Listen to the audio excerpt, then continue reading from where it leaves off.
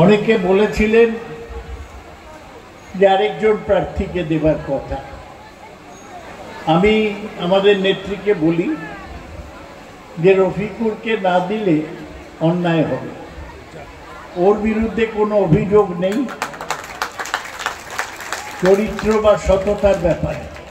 ও মাটির মানুষ, হয়তো বাইরের শো বেশি নয়।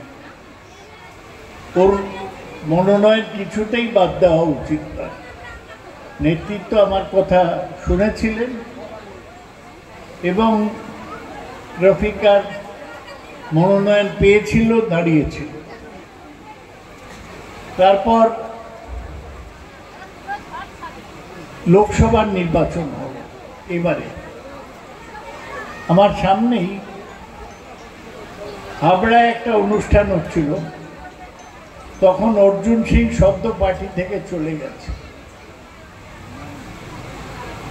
আমাদের নেত্রী রফিকারকে বললেন, কিরে রফিকার, তুই জেতাবি তো? ও বেশি কথা বলতে পারল না। ও বলে, হ্যাঁ জেতাবো। রফিকার প্রমাণ দিয়েছে 2024-এর লোকসভা নির্বাচনের মাধ্যমে যে রফিকারের কাছে পার্টিটাই শেষ কথা, ব্যক্তিটা নয়। 37,000 ভোটে আমাদের প্রার্থী পার্থ ভৌমিককে এই আমডাঙ্গা থেকে এগিয়ে দিয়েছে। ওই তো 35,000। আমি রফিকারকে অভিনন্দন জানাই। রফিকার কিছু কাজ আছে প্রতি বছর করে।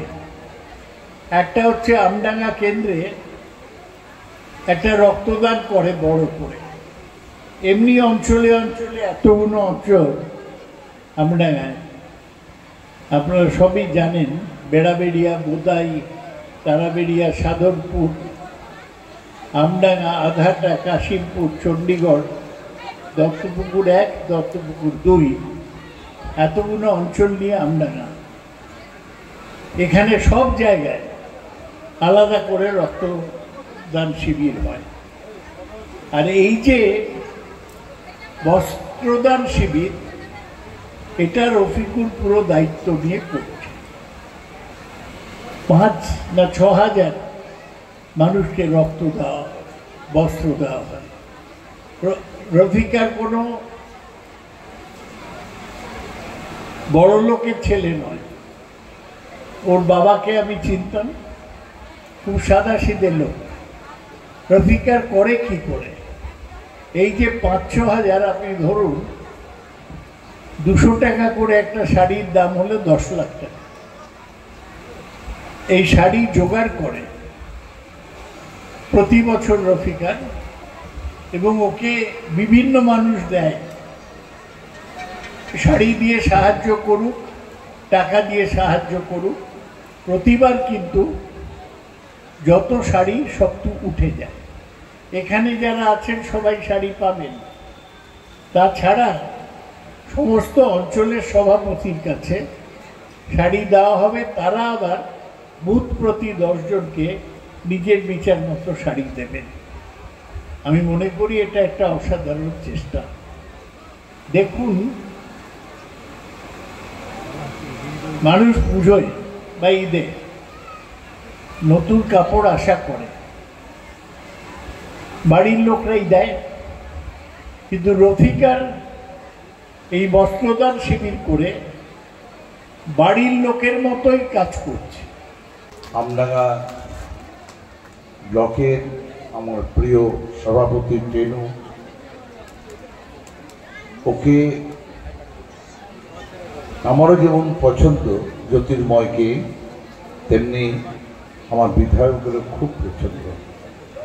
নম্রতায়, ভদ্রতায়, সভ্যতায়, দলের প্রতি, মমতা ব্যানার্জির প্রতি, যার প্রতি মুহূর্তে তিনি ওই আদর্শকে সামনে রেখে আমাদের মতো সেবাই পরম ধর্ম, মানুষই আমাদের কাছে ভগবান, মানুষকে যে সেবা করে সেই তো প্রকৃত ঈশ্বরকে সেবা করে। কারণ ঈশ্বরের সৃষ্টি হচ্ছে মানুষ, এবং সেই মানুষকে সেবা করাই একজন রাজনৈতিক কর্মী হিসেবে, সামাজিক কর্মী হিসেবে, একজন মানুষ হিসেবে সব থেকে বেশি গুরুদায়িত্ব। আমি টেনুকে অনেক অনেক শুভেচ্ছা জানাই। আনিস আমার আমডাঙ্গা ব্লকের পঞ্চায়েত সমিতির সভাপতি, ওকে আমার শুভেচ্ছা। এখানে উপস্থিত মফিজুর অনেক দূর থেকে এসে, বুমদা আছে, মফিজুর খুব ভালো বলে, এবং ছোটবেলা থেকেই যে নুরুল ইসলাম আমাদের সাংসদ, তিনি দেহান্ত হলেন, তিনি আর নেই, অনেক কঠিন রোগ হয়েছিল। আমার জীবনের আরেকটি সাধনা, ওকে যখন 16 বছর বয়স, মাহফুজা বলতে পারবে, আমি তখন ওকে হাতে ধরে বাড়ি থেকে নিয়ে এসেছিলাম রাজনীতির জন্য। দুবার সাংসদ হলো, দুবার বিধায়ক হয়েছে। অত্যন্ত প্রিয় মানুষ, অত্যন্ত সেবার মনোভাব নিয়েই তিনি করেন। ব্যক্তিগতভাবে মুসলিম ছিলেন, কিন্তু হিন্দুদের প্রাণের পুরুষ ছিলেন তিনি।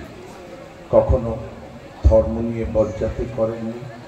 ধর্মের মূল কথা মানব সেবা, ধর্মের মূল কথা সব মানুষের জন্যেই, দেশ এবং সকলকে নিয়েই আমাদের যাত্রাপথ। যে যাত্রাপথের কাণ্ডারি মমতা ব্যানার্জি। অনেক অভিমান আছে, অভিযোগ আছে, অনেক পাওয়ার না পাওয়ার ব্যথা বেদনা আছে, কিন্তু মমতা ব্যানার্জি ভারতবর্ষের মহিলা মুখ্যমন্ত্রী হিসেবে তিনি বোনের সম, মাতৃ সম। তার প্রতিদিন প্রতি মুহূর্তে, এই দেখুন আরজি করে একটি ঘটনা ঘটেছিল।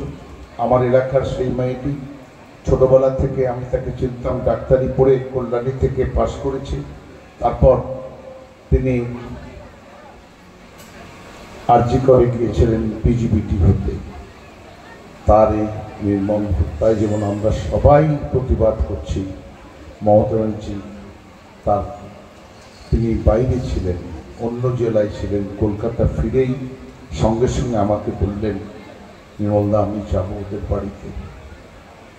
তিনি পৌঁছে গিয়েছেন মা বাবার কাছে, কথা দিয়েছেন যদি কোনো বিচার থাকে, বিচারের পানি নীরবে নির্ভীত কাঁদবে না, আমি আপনাদের পাশে আছি, আপনাদেরকে নিয়েই এই কঠিন শাস্তি, কঠোর শাস্তি, যে ওর সম্মান নষ্ট করেছে, যারা খুন করেছে তাদের দেওয়া হবে।